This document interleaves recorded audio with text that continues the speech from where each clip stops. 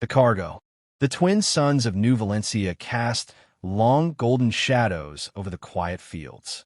It was harvest season, and laughter echoed from the far end of the colony. Children darting between the stalks of crimson grain, adults working in gentle rhythm, unaware of the dark sky above. 12-year-old Elara ran barefoot through the grass, red curls bouncing in the wind, chasing the old drone that glitched every time she giggled near it. Her adoptive mother, Marla, called out from the porch. "Elara, dinner in 10. Don't be late again." "Coming," she shouted, chasing the drone one last time before grabbing it midair. Life here was simple, safe, peaceful, too peaceful, which is why no one noticed the shadows descending through the upper atmosphere. 3 low silhouette gunships, painted in dark anti-radar material, running cold. Zen-3 slaver craft. Silent, deadly, efficient. They weren't here to negotiate. They were here to take. The power cut out at dusk. Not just flickers. Everything went dead. Lights, shields, even comms. Farmers rushed to backup generators while security teams fumbled to scan the skies. Too late. The first gunship landed outside town. Black armored figures spilled out, firing stun rounds. Families collapsed where they stood. Crying children, screaming parents. Marla tried to shield Elara, but the moment the girl ran into her arms, a blast struck them both.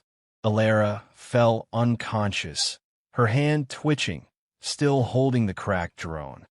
She woke to cold steel under her back, chains around her wrists, a collar snug against her throat. The room smelled like old metal and sweat, a slave cell. Bars of humming energy lined the exit.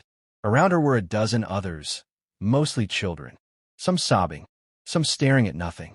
Her throat was dry, her head pounded. She didn't understand. This wasn't a world where bad things happened. Elara Blackthorn. A deep voice rasped from outside the cell. She looked up. A tall, scaled alien with a hooked jaw and 4 eyes stood at a nearby console, scanning data. He was a Zen-3, bounty hunter race, turned slaver syndicate muscle. He tapped the screen again. Elara Blackthorn. He said it again, more carefully. His tone shifted. He glanced at his superior. "Captain," he called out, "you need to see this." Captain Zarlok, commander of the Blood Crescent, stomped into the chamber. "Problem." The slaver handed over the scanner. Zarlok read the name. His mandibles twitched. "No, not her. She's just a child. No, she's Blackthorn." The room seemed to get colder. The other slaver paused. "You think it's that Blackthorn?" Zarlok nodded. "There's only one that matters. Admiral Darius Blackthorn's bloodline. If this girl's related." He didn't finish. He didn't need to. Entire sectors still whispered about what the Blackthorn fleet did to the Zarn Imperium during the war. About what Darius did to those who crossed the Accord. Some said he burned a moon from orbit just to send a message. Others claimed his fleet vanished into the void with weapons no one could track, waiting for the day they'd return. Most believed the Blackthorn legacy was dead. But now, Zarlok looked at the girl again. Smaller than he expected. Fragile. But legends rarely began the way they ended. In the cockpit, the crew argued. "She's worth a ransom," one said. "If we deliver her to the Velcari trade lords, they'd pay millions just for her name." "No," another snapped. "The Terrans will come for her. You know what happens when humans take it personally." Zarlok growled. "Do you remember Pharaoh's Prime?" The room went silent. They all remembered. The Pharaoh's incident, where a Blackthorn-led strike group wiped out 3 slaver clans in under 2 hours. The wreckage still orbited the gas giant like a graveyard. "We get rid of her," someone muttered. "Too late," Zarlok said. "The registry pinged when we scanned her implant. Someone out there already knows." Elara sat in the corner of her cell, pretending to be asleep. Her eyes barely open. Listening. Blackthorn. The name was familiar, sure. Her adoptive parents had told her once she was given to them with instructions. Keep her safe. Keep her hidden. She had thought it was just something to make her feel special. But now, her heart thudded. Fear, yes, but something else too, resolve. She wasn't just cargo anymore. She was a target, because she might be dangerous. That night, Elara found a loose panel in the corner of the cell. A maintenance duct. Her hands bled as she pulled it open. Small enough for a child. Just barely. She looked back at the sleeping children, too many to save. Then she looked at the slaver's data pad across the room, left carelessly on a nearby bench. She could do one thing. Just one. Crawling out of the duct, she crept toward the console, avoiding the humming security beams. She didn't know much about hacking, but she knew how to find a comms link. She found it. One message, one frequency, one name. To any Blackthorn fleet asset still active. This is Elara. They have me. Send. She fled back into the duct just as alarms began to blare. Far across the stars, a half-dead war satellite blinked to life in the void. Its long-dormant AI reactivated. Signal received. Codename, Blackthorn. Priority, absolute. Engaging legacy protocol. In the cold of deep space, somewhere between myth and machine, something began to awaken. The bloodline protocol. Zarlok stood before the holographic projection, claws twitching. A pulsing red glyph now filled the screen, blinking with a rhythmic tone. Alien text scrolled along the edges. One word translated automatically across every known system. Blackthorn. This was a mistake, the pilot whispered from behind him. We never should have scanned her. Zarlok didn't respond. His eyes remained fixed on the transmission's metadata. It had been bounced between a dozen ghost relays. EarthTech no longer listed in active databases. Decommissioned, they said. Scrapped. But this signal had lit them up like they were sleeping war gods. This wasn't a normal SOS. It was a summoning. Below deck, Elara sat hunched in the ventilation shaft, clutching the cracked display pad she had stolen. The screen flickered, battery nearly dead. Still, the message was sent. Now she waited. She didn't fully understand what she'd triggered. But the name they kept whispering, Blackthorn, was hers. And it was theirs too, the ones who had built the fleet that vanished in a myth. The name she'd heard only in bedtime stories before the world got quiet. She wasn't sure if she was more afraid of what might come, or what might not. Back in the command deck, Zarlok pulled up the girl's Earth Central records. Name, Elara Blackthorn. Date of birth, redacted. Lineage, redacted. Guardians, unverified civilian couple. No known ties to Terran Command. But then, buried deep in the military encryption, it appeared. Legacy access. Level A0 clearance. Authorized eyes only. Note, if found, do not detain. Do not interrogate. Return to secure Terran custody immediately. Priority override. Blackthorn protocol. Zarlok slammed his fist into the console. She's not just a girl. She's a trigger. His second in command, a slim gray-skinned mercenary named Kezrin, crossed his arms. We could still sell her. Sell her. Zarlok's voice was low and bitter. To who? Anyone with a name would hand her back faster than light. Anyone without one would be dead in a week. She's a child. She's a Blackthorn. And that was enough.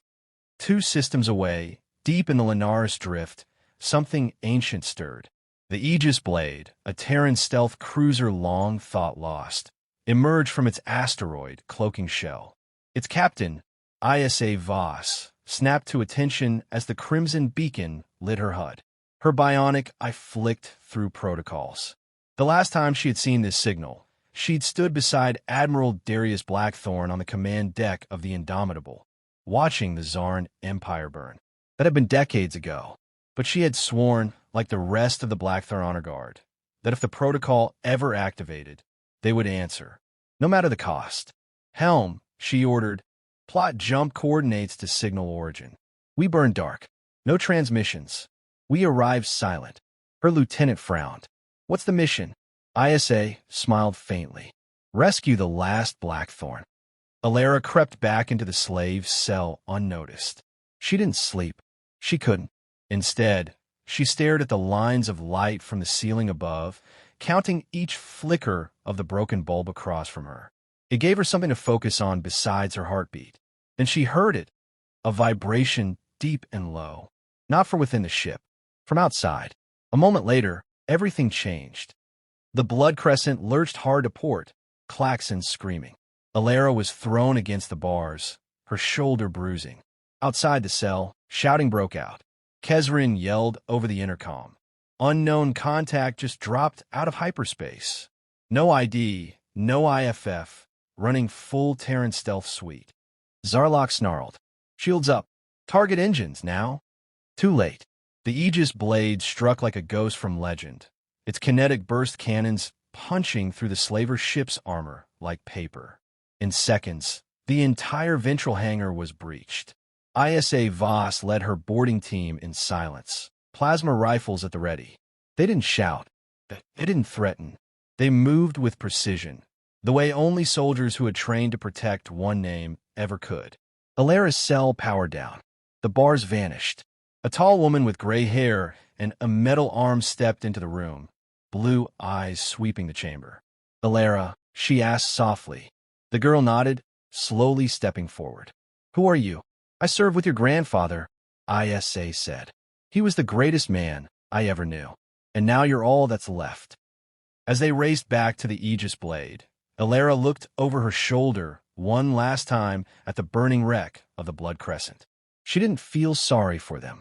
They should have known. In her new quarters aboard the blade, ISA brought her a warm meal and a blanket. You're safe now. I'm not safe, Elara said quietly. I'm dangerous. ISA didn't argue. I just wanted to be normal. ISA placed a small data chip in her hand. Your family tried to protect you.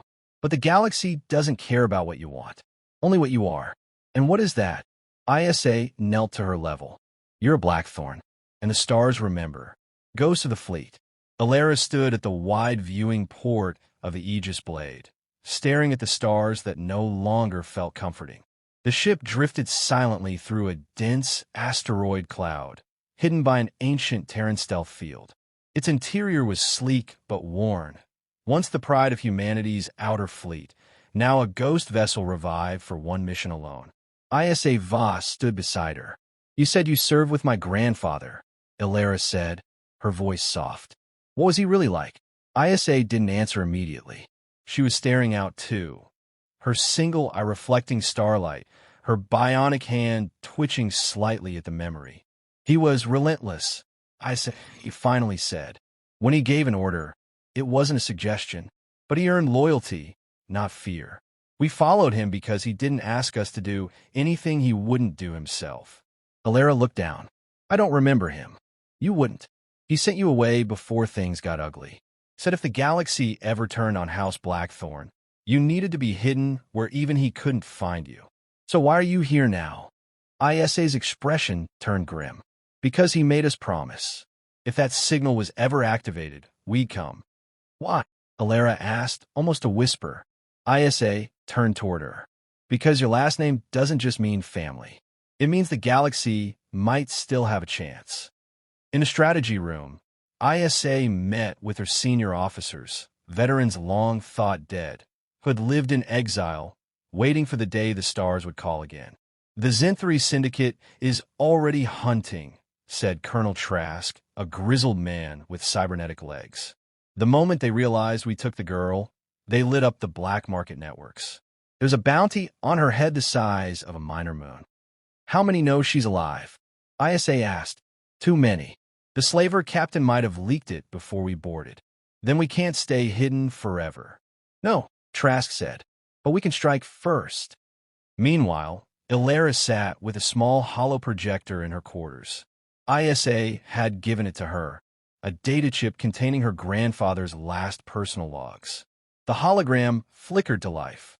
Admiral Darius Blackthorn appeared, broad-shouldered, proud-eyed, wrapped in a deep navy coat with gold trim.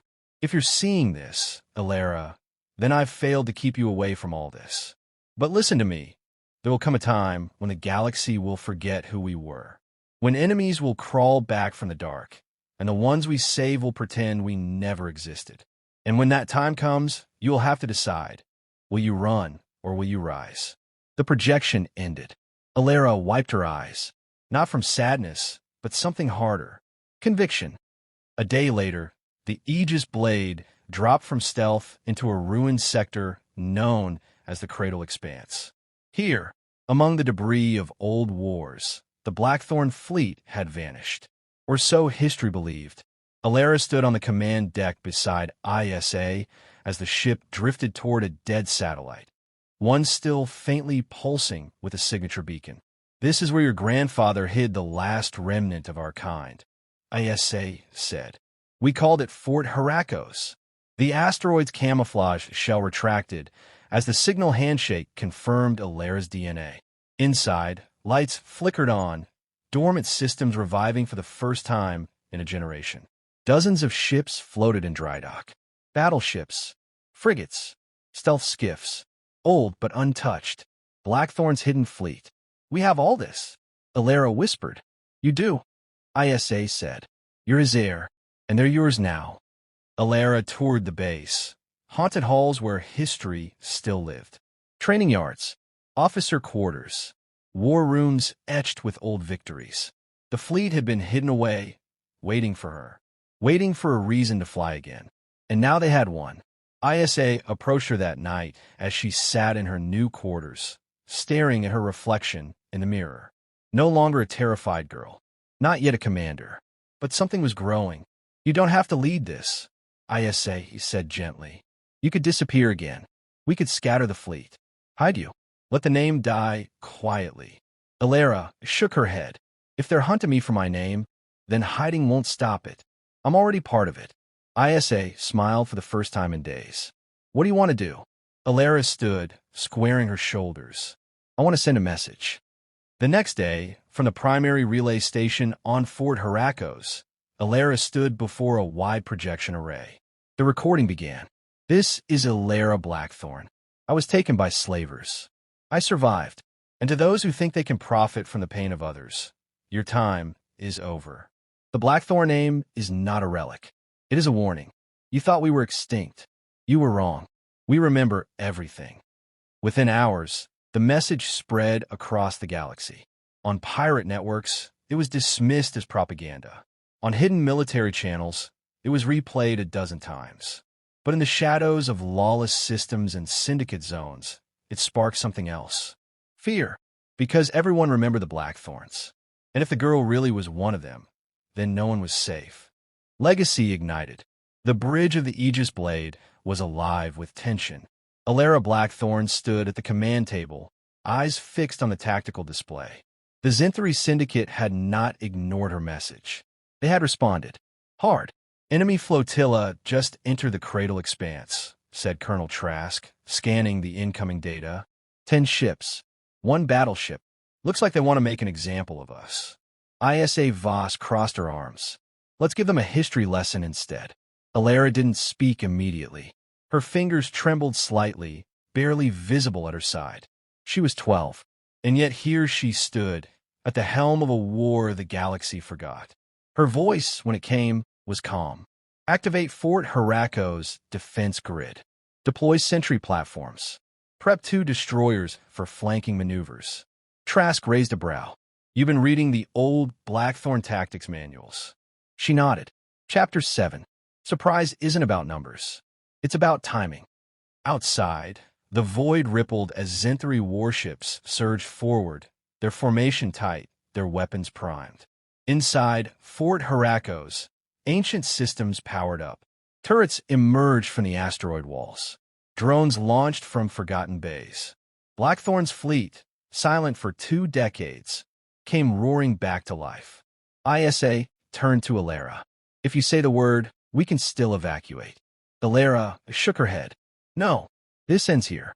Not just for me. For everyone who thought a child couldn't fight back." She stepped forward, voice firm. "Open a channel." The Zenthari flagship, Scourge of Threx, received the transmission. Elara appeared on screen. Young, expression unreadable, eyes like fire. "To the Zenthari captains, I offered a warning. You refused it. Now I offer nothing." She cut the feed. On the Scourge's bridge, the warlord captain bared his fangs. "Destroy her.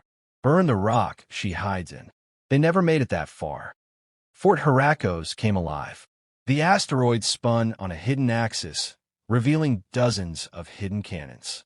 Plasma lances ripped through the lead Zenthari cruiser, splitting it in half before the rest of the fleet could react. Blackthorn destroyers emerged from stealth behind the enemy lines, flanking hard and fast. The Syndicate formation shattered. On the Aegis blade, Elara stood tall. Push them into the kill zone. The tactical map showed enemy ships drifting into a narrow corridor. She had memorized this part, her grandfather's favorite maneuver. A feint, a funnel, a grave. Within seconds, 2 more Syndicate ships were reduced to wreckage. But it wasn't one-sided. A volley of return fire struck one of the Blackthorn frigates. Its shields failed, and the ship broke apart in a chain reaction. ISA flinched at the sight, but Elara didn't waver. Reroute defense satellites. Protect the evac route for the wounded. Already done. ISA confirmed, pride in her voice. This wasn't a child they were following anymore. This was a Blackthorn. When the last Zenthari ship turned to flee, Elara gave the final command. Let it go. ISA raised an eyebrow. Mercy. No, Elara replied. Message. Hours later, cleanup crews swept through the ruins of the Syndicate wreckage. Blackthorn fleet survivors mourned their fallen, but victory was undeniable. In the heart of the fortress, Elara stood in the Hall of Command, beneath a massive flag bearing the ancient Terran symbol and the Blackthorn crest. ISA approached quietly. They're calling it the Second Spark, she said. Your message was rebroadcast across 14 systems. Colonies once loyal to your grandfather. They're responding. Elara turned. With support. With hope, ISA said. And fear. The name still carries weight. I don't want to rule, Elara said honestly. I just wanted to live a quiet life. Legacy doesn't ask what we want, ISA replied gently. But it gives us the tools to choose what comes next. Later that evening, Elara returned to her quarters. She sat at her desk, opened the log terminal, and began recording her own entry. This is Elara Blackthorn.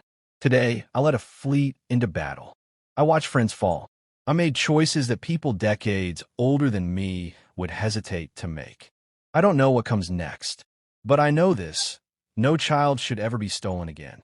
No world should ever go silent just because it isn't useful to someone powerful. If I carry the Blackthorn name, then I will carry it for those who have no name. She paused. This isn't the end. This is the beginning. In distant corners of the galaxy, figures watched her broadcast. A shadowed admiral aboard an exiled Terran dreadnought smiled softly. A robotic warlord stilled its fingers over a chessboard and whispered, "She returns." And in the deepest vaults of a forgotten empire, a sealed pod lit up, recognizing her DNA. Blackthorn. Active. Final line. Elara looked out the viewport one last time before sleep, watching the stars flicker back into alignment. Let them come, she whispered. Let them all remember.